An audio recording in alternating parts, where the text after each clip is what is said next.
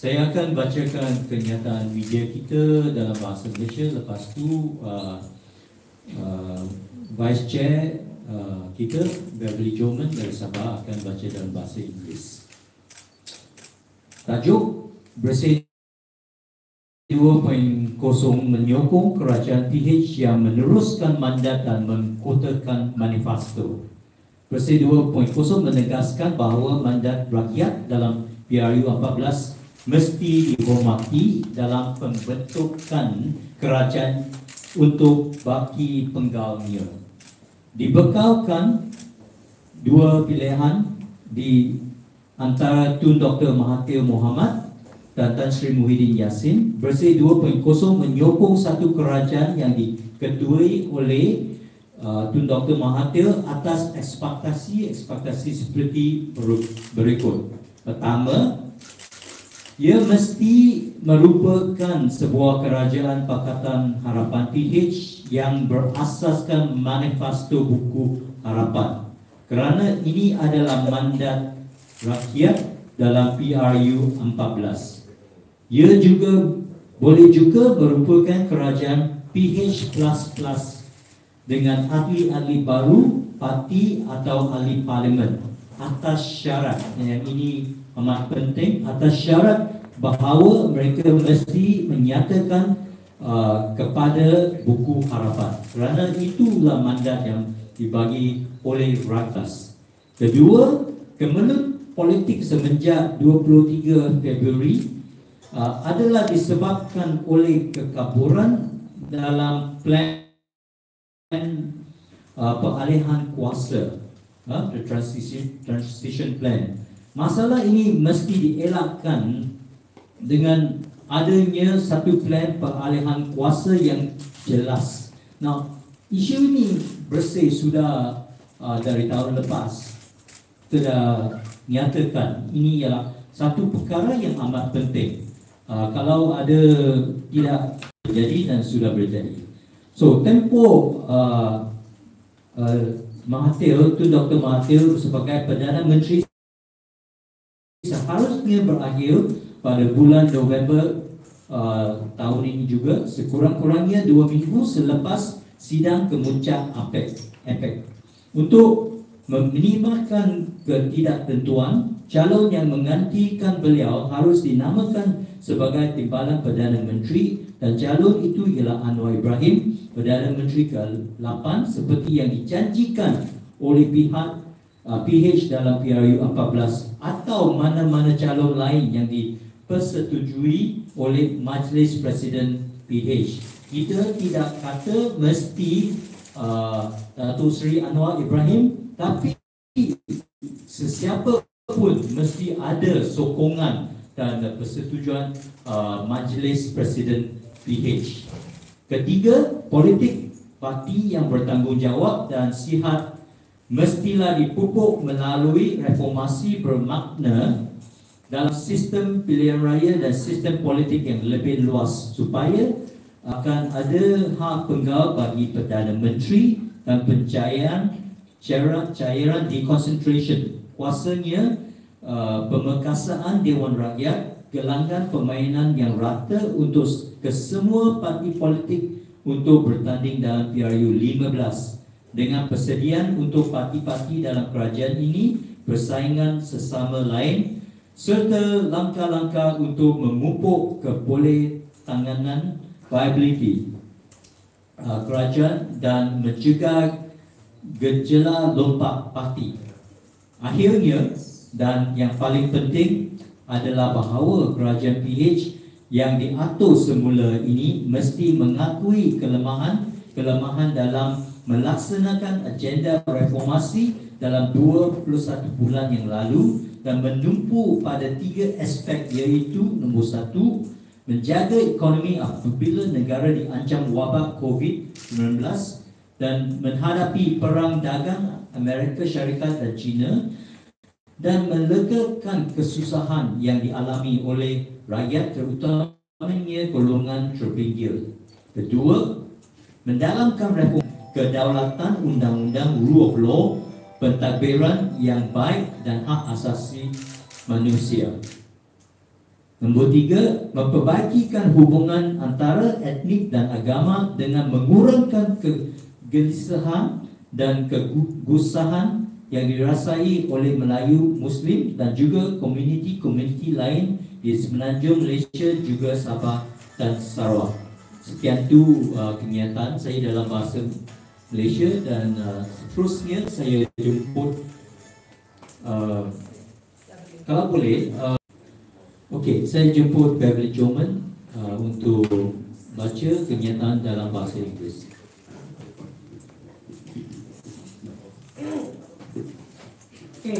Bersih to support a reconfigured PH government to continue the people's mandate and fulfill its manifesto.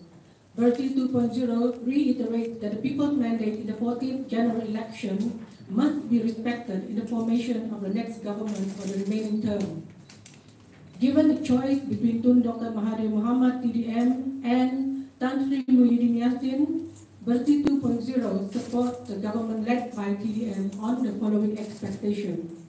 First, it has to be a Pakatan Harapan PH government based on the Buku Harapan Manifesto, as this was the people's mandate in G14. It may also be a PH++ government with new members, parties or individual parliamentarians, but the new members must commit themselves to the Buku Harapan. Second, the political turbulence since February 23rd is due to ambiguity in PH should end in November, latest within 2 weeks after the APEC summit. To minimize uncertainty, his successor should be made a deputy prime minister, and the person should be Anwar Ibrahim, the 8th prime minister promised by PH in G14, and any other candidates agreed by the PH Presidential Council. Third, responsible and healthy party politics must be promoted through substantial reforms in electoral and wider political system so that there would be a term limit for Prime Minister and the deconcentration of his or her power, strengthening of the Parliament, a level playing field in the 15th general election for all parties to contest. With preparation for parties in the government to compete against each other, the measures to promote government viability and curb party crossing. Finally, and most importantly, the reconfigured PH government must recognize its weakness in implementing the reform agenda in its 21st month and focus on 3 aspects in the remaining term. 1. Managing the economy in the wake of the COVID-19 outbreak and the ongoing US-China trade war to alleviate human rights. 3. Improving communal relations and reduce anxiety and insecurity felt by the Malay Muslim as well as other communities in East and West Malaysia. Thank you. Thank you, Beth. All right. We are open for any questions that the press may have.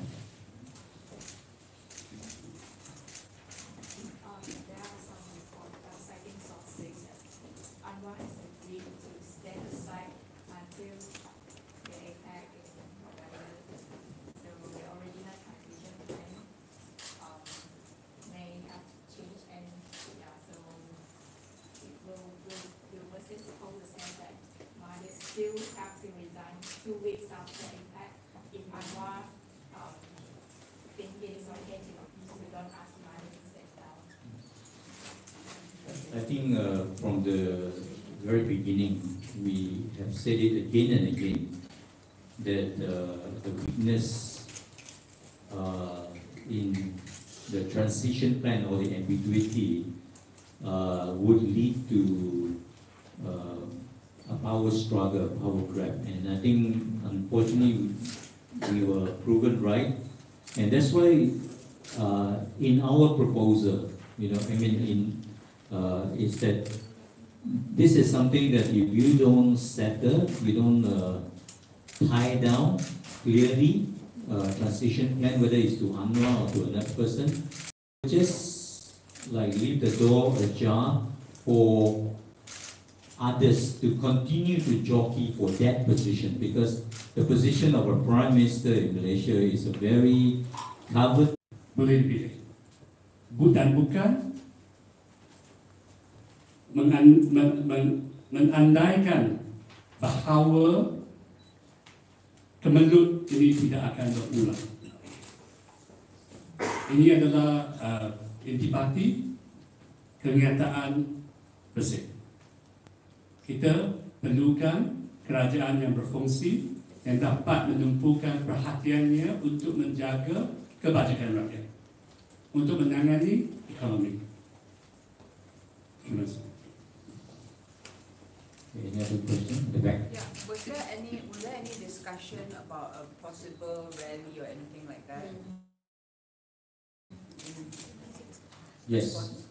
Okay, we had a meeting earlier with the NGOs, and we discussed many things.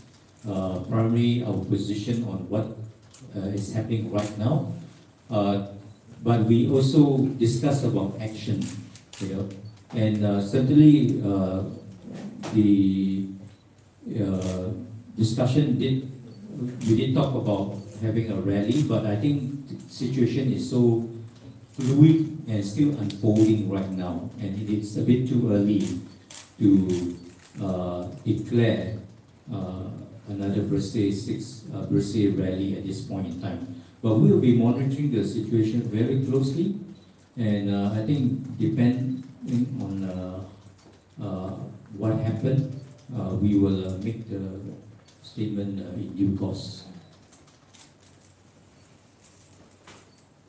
Any other question?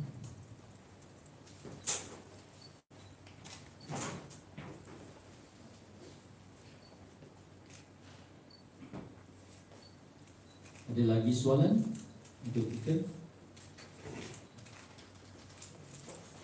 Can we know what NGOs are in this example? Which NGOs were in this one? Perhaps we can introduce ourselves here. Farida from Pusat Komas. Ivy from Women's Aid Organization. I'm the former director of Women's Aid Organization. So Kate from Rise of Sarawak. And Chawi, our treasurer. We are from Multi-Reformist Nigeria. Transparency International. Brian Appiah as an individual. From REFSA, Policy Research Institute.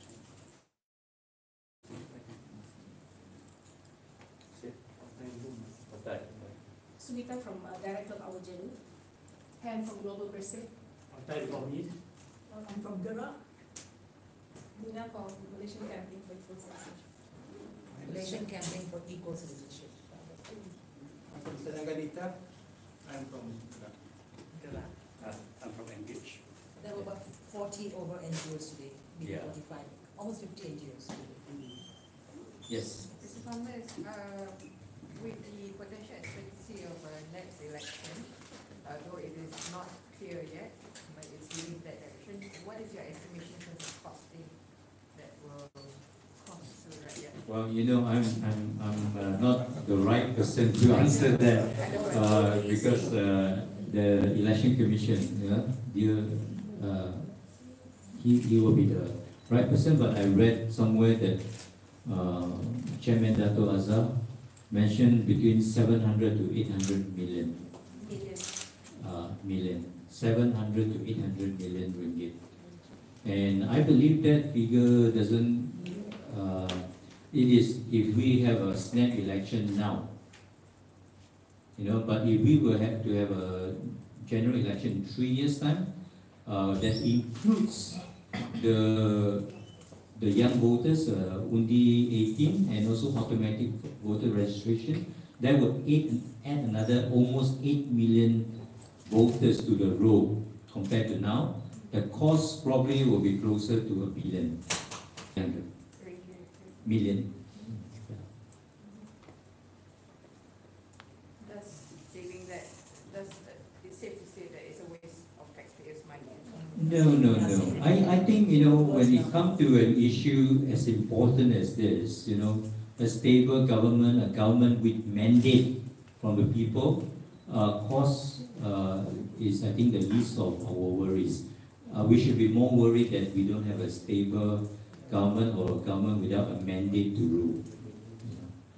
So would you say you support for a Government that does not include Pakatan Harapan, then there should be a snap poll so that this new government can get legitimacy from the rakyat again, to rule for 5 years. But without going to the rakyat again, it is a subversion of the mandate given by the rakyat at G14. Akan tetapi dengan yang sama, kalau kerajaan boleh diatur semula dan menjaga mandat yang diberikan dalam pilihan PTIU 14, maka bagi kerajaan menghabiskan pegawai ini adalah pilihan yang lebih baik, kerana apabila mengundi 8 juta pengundi baru yang akan menyertai senarai pengundi melalui undi 18 dan juga pendaftaran pengundi secara automatik, mereka boleh mengambil bahagian. As of next year. Next election. Yeah. Next elections. What about if there is a PH 2.0 government, which including some of the parties which is not in Pakatan before? Well, I think in our statement, we have already stated quite clearly that if there is a reconfigured PH, there must be a fresh commitment to the manifesto, and whoever join PH at this point need to make a commitment to fulfill the manifesto promise to the people, because it was on that basis that they were given a chance 5 years to fulfill the reforms that they have promised. I mean, we are very clear in our stand consistently from the start of this crisis. We have issued several statements, and we reject any form of backdoor government. Backdoor government that does not include PH, because to us that is a betrayal of the trust given to PH, and also a betrayal of is an erosion of democracy. Because, why should people bother to vote at general election when they think that I think this is something that we cannot accept or accept as normal part of democracy. To do so, I think, would erode people's confidence in our political system. And also the other thing is that if we accept it, what's going to happen? If we think what's happening this whole week is bad, that will become the normal. Every time politicians get into office, they have a seat, they will start trading, scheming, and plotting. Instead of running the country, instead of focusing on their role as opposition, they are constantly plotting and spreading fake news and misinformation to destabilize not just the other party, but also the country. And this is not something that we want to in any way encourage or embrace. And that's why we are firm in our position, no backdoor government. Bersih mengambil pendirian yang tegas bahawa kita tidak boleh ada kerajaan pintu belakang, kerana kalau kerajaan boleh diubah di tengah-tengah penggal, maka ini akan menjadi norma baru. Maka kerajaan daripada menumpukan tenaganya untuk mentadbir negara dan menguruskan ekonomi, mereka akan sentiasa menumpukan masa dalam penggelutan kuasa. Dan ahli-ahli parlimen ada yang mungkin akan sentiasa ingin menggadaikan kerusinya untuk dapatkan ganjaran sendiri. Itu sebabnya, dan kalau itu berlaku, ramai rakyat akan kehilangan keyakinan, kepercayaan kepada demokrasi, kerana mengundi itu tidak lagi bermakna. Sebab itu apa yang kami cadangkan dan sarankan di sini adalah untuk kebaikan daripada segi ekonomi dan juga lebih penting lagi daripada segi demokrasi. Ada lagi soalan? Tambahan. I want to just emphasize that Bersih is a people's movement. It is a voters' movement. And so when we sit here and give out this statement, I think we are confident of saying that we are also voicing what voters feel. Because as you well know, betrayal that voters feel and the way our MPs that were elected on a people's mandate, on a human rights mandate and a reform agenda have spent their time party hopping and betraying the people's trust. I think we want to emphasize that. We speak on behalf of all those who are part of the Bersih movement. We feel this way. I want to emphasize that. Thank you. Bagi pihak rakyat Malaysia yang menyokongi Bersih, kami ingin menegaskan bahawa rakyat berasa hampa, kecewa, marah apabila mandat mereka dikhianati. Mereka, ahli wakil rakyat kita seharusnya melaksanakan tugas mereka dan bukan sentiasa memikirkan bagaimana untuk menambahkan kuasa ataupun keuntungan mereka. Ada soalan lagi? Anyone else with a question? All right. Going once. Going twice. Okay. Okay, come on. All right. Thank you so much. Thank you. All right.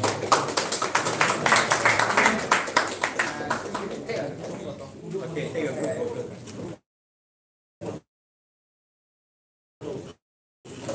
The front and will remain seated. Should be 6. No, where's our placard? Say 6. We have some placard. No fresh election. Not yet. Back door.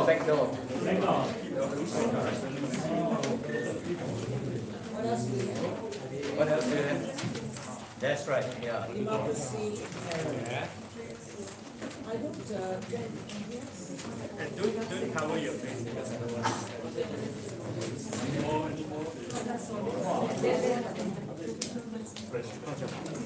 Some of you.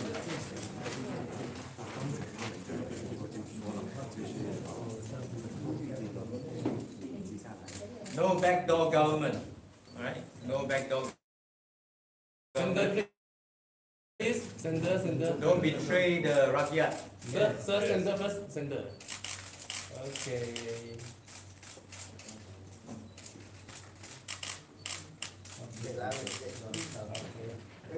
Wait.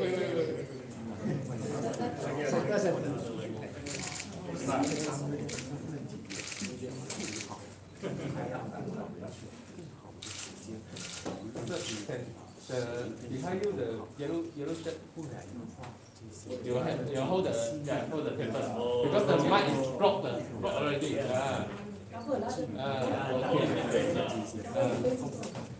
Okay.